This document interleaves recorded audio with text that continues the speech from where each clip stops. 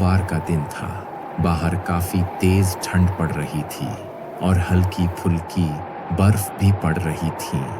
उसी गांव में रामपाल नाम का एक आदमी रहा करता था।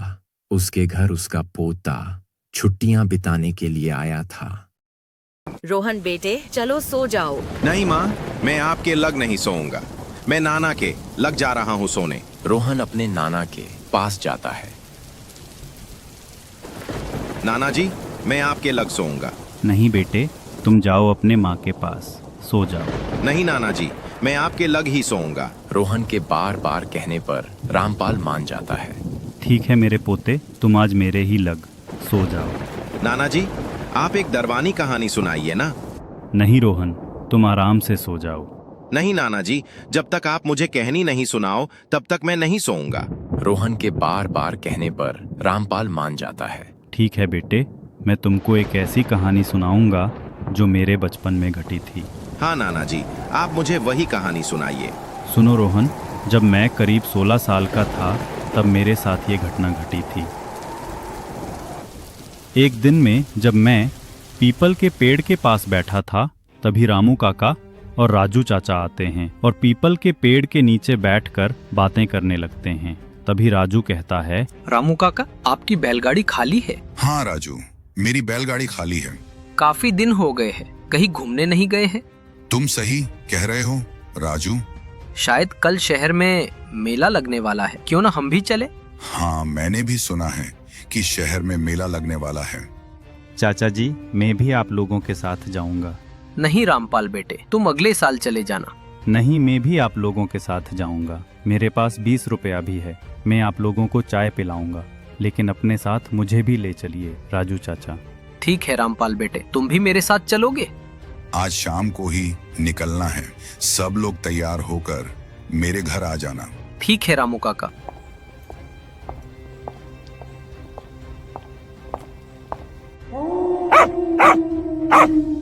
जब शाम होता है तब राजू और रामपाल दोनों लोग रामू के घर आते हैं।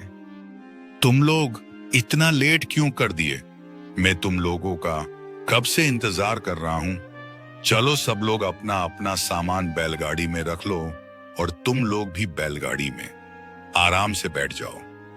राजू और रामपाल आराम से बैलगाड़ी में बैठ जाते हैं और रामू अपनी बैलगाड़ी लेकर रवाना हो जाता है। लेकिन कहते हैं ना, जब कभी घर से बाहर निकले तो एक चम्मच दही खा लेनी चाहिए, जिससे आप पर कोई संकट नहीं आएगा। चलते चलते वह लोग शहर में पहुंच गए, लेकिन कुछ देर चलने पर उन्हें एक पुलिस मिलता है। रुको, कहाँ जा रहे हो इतनी रात को? रामू बैलगाड़ी से उतरकर पुलिस के पास जाता है। साहब, मैं मेला देखने जा रहा हूँ पास के शहर में। नहीं जानते हो क्या, यह रास्ता बंद है क्योंकि आगे का पुल टूट चुका है। ठीक है साहब, मैं दूसरे रास्ते से चला जाता हूँ। रामू बैलगाड़ी को घुमाकर पीछे की तरफ जाने लगता है।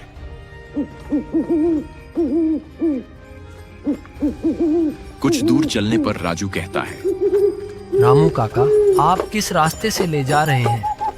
कब्रिस्तान वाला रास्ता राजू, उस रास्ते से हम जल्दी पहुंच जाएंगे।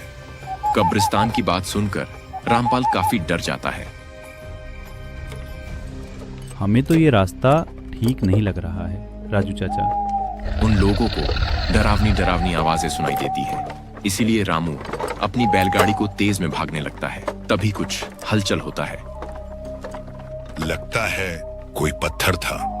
नहीं रामू, हम लोगों को उतर कर देखना चाहिए। हाँ, तुम सही कह रहे हो। वह तीनों लोग उतरकर उसको देखते हैं और देखकर तीनों काफी डर जाते हैं। ये तो काली बिल्ली है, लगता है कुछ संकट आने वाला है। ये सब अंधविश्वास है, इन चीजों पर मैं विश्वास नहीं करता। हम लोगों को जल्दी सुबह पहुंचना है, यहाँ पर बहस मत करो। सब लोग जल्दी से बैलगाड़ी में बैठ जाओ। वह लोग बैलगाड़ी में बैठकर वहां से रवाना हो जाते हैं और कुछ ही दूर चले थे, तभी बिल्ली के चीखने की आवाज उन लोगों को सुनाई देने लगती है। शायद वह बिल्ली जिंदा थी, इसीलिए वह रो रही है। मुझे ऐसा नहीं लगता रामू काका, क्योंकि हम सबने अपनी आंखों से देखा था कि वो बिल्ली मर चुकी है और उसके शरीर से काफी ज्यादा खून भी बह चुका था। तब वो बिल्ली कैसे जीवित हो सकती है? यह तीनों लोग ऐसे ही बातचीत करते हुए आगे चलते जाते हैं, लेकिन उन्हें क्या पता था कि आगे क्या होने वाला है।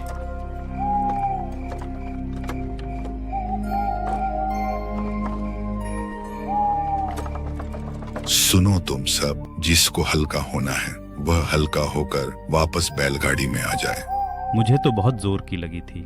रामू काका, आपने सही वक्त पर बैलगाड़ी रोक दी। हाँ रामपाल बेटे, क्योंकि आगे अब यह बैलगाड़ी कहीं नहीं रुकेगी, क्योंकि आगे कब्रिस्तान है। वह तीनों बैलगाड़ी से उतरकर पास के झाड़ियों में जाने लगते हैं और रामपाल पेड़ के पास जाता है और पहुंचकर जैसे पेशाब करने जाता है, तभी उसको एक औरत दिखाई देती है। रामपाल काफी डर जाता है और चुपके से राजू और रामपाल के पास जाता है।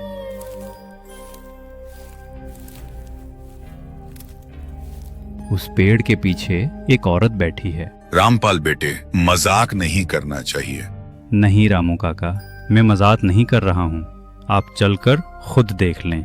वह तीनों उस पेड़ के पास जाते हैं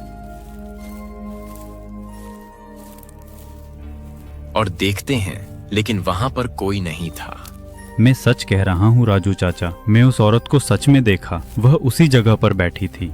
तुम्हारा भरम है रामपाल, इतनी रात को इस सुनसान जगह पर कोई क्या करने आएगा? हाँ राजू, तुम ठीक कह रहे हो। अब सब चलो बैलगाड़ी के पास, सुबह तक मेले में भी पहुंचना है। तीनों लोग बैलगाड़ी के पास जाते हैं और बैलगाड़ी पर बैठकर वहां से जाने लगते हैं।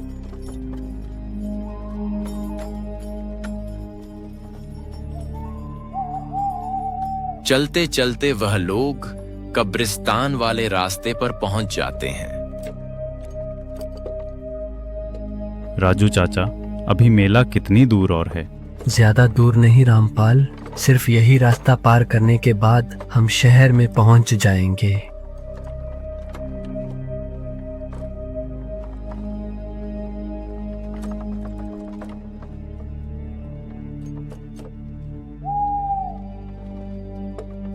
तभी अचानक से बैलगाड़ी रुक जाती है। रामपाल काफी डर जाता है। तभी रामपाल कहता है, अरे रामू काका, अचानक से बैलगाड़ी क्यों रोक दी? कहीं आपने कोई भूत तो नहीं देख लिए? नहीं रामपाल बेटे, आगे किसी बड़े जानवर का कंकाल है, हमें चलकर रास्ते से हटाना होगा, तभी हम आगे जा पाएंगे। हाँ चलो, हम सब मिलकर जल्दी से उस कंकाल को हटाएं। वह तीनों लोग बैलगाड़ी से उतरकर पर जाते हैं।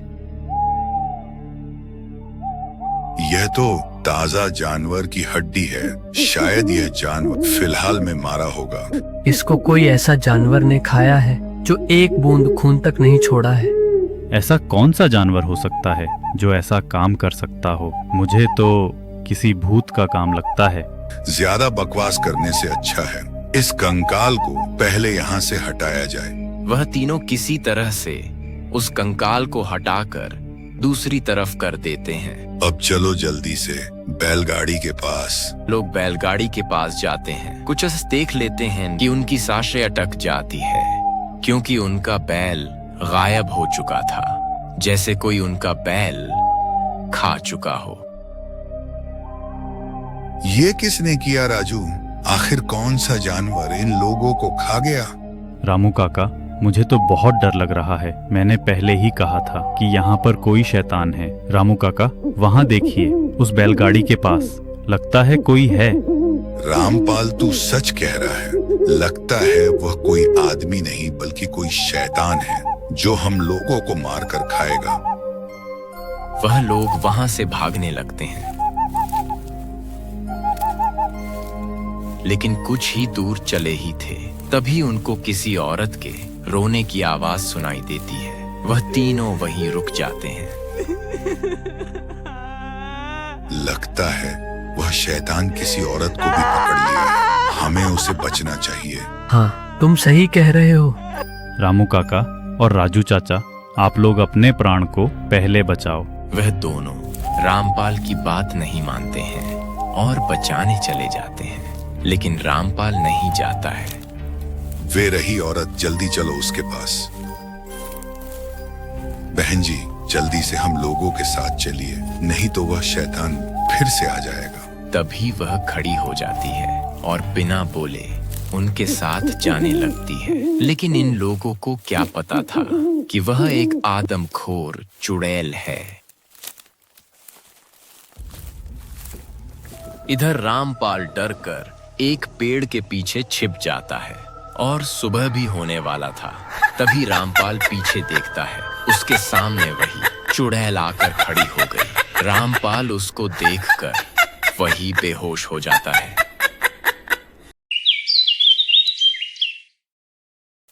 तब एक आदमी उसके पास जाता है और जगाने की कोशिश करता है। बचाओ, मुझे बचाओ। तुम ठीक हो, अब मत डरो। तुम कौन हो? मेरा नाम विशाल है। तुम मेरे खेत में बेहोश पड़े थे, इसलिए तुमको देखा तो तुम्हारे लग चला आया। लेकिन तुम यहाँ पर कैसे आए? मेरे काका और राजू चाचा किधर है? मुझे नहीं पता तुम क्या कह रहे हो। रामपाल विशाल को सारी बात बताता है।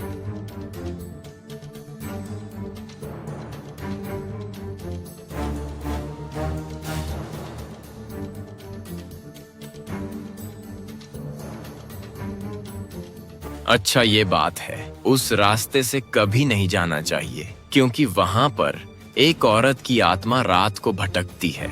आज भी मुझे वह दिन याद है जब उसको जिंदा जला दिए थे। तभी रामू भागते हुए आता है। क्या हुआ रामू काका? तू सच कह रहा था रामपाल। वह कोई औरत नहीं बल्कि आदमखोर औरत थी जो राजू को खा गई। मैं किसी तरह वहां से भागने लगा, तभी अचानक से वह औरत आगे ही आकर खड़ी हो गई और मेरी तरफ बढ़ने लगी। तभी सुबह हो गया और वह आदमखोर औरत गायब हो गई और मैं वहां से भागने लगा। बहुत अच्छा हुआ कि तुम लोग बच गए, नहीं तो वह औरत किसी को जिंदा नहीं छोड़ती। तुम लोग चलो मेरे घर, थोड़ा आराम करके अपने घर चले जाना। रामपाल और रामू काका विशाल के साथ जाने लगते हैं। रामपाल को अभी भी वह बात उसके मन में गूंज रही थी कि आखिर उसको जिंदा क्यों जलाएं। वह लोग उसके घर पहुंच जाते हैं। रामपाल खाट पर बैठ जाता है और रामू भी। विशाल, आखिर उस औरत को जिंदा क्यों जला दिए थे? एक दिन एक ब्राह्मण का परिवार इस गांव में रहने के लिए आए थे। कुछ महीने बीतने के बाद इस गांव के बच्चे गायब होने लगे। एक दिन रात को एक औरत कम करके लौट रही थी। तभी ब्राह्मण के घर में से बच्चे के रोने की आवाज सुनाई देती है। वह औरत देखती है कि वह एक बच्चे का सर काटकर उसका खून अपने पत्नी को पिलाता है। वह औरत काफी डर जाती है और सरपंच को बुलाती है। सरपंच सारे गांव वालों को इकट्ठा करता है। जब ब्राह्मण का परिवार सो जाता है, तब सब लोग उसके घर को जला देते हैं और वह तीनों जलकर मार जाते हैं। बातचीत करते करते शाम हो जाती है। तभी उन लोगों के सामने। अब सो जाओ रोहन, क्योंकि काफी ज्यादा रात हो गई। अगर आपको यह कहानी अच्छी लगी हो तो कमेंट करके जरूर बताएं और चैनल को सब्सक्राइब करना ना भूलें।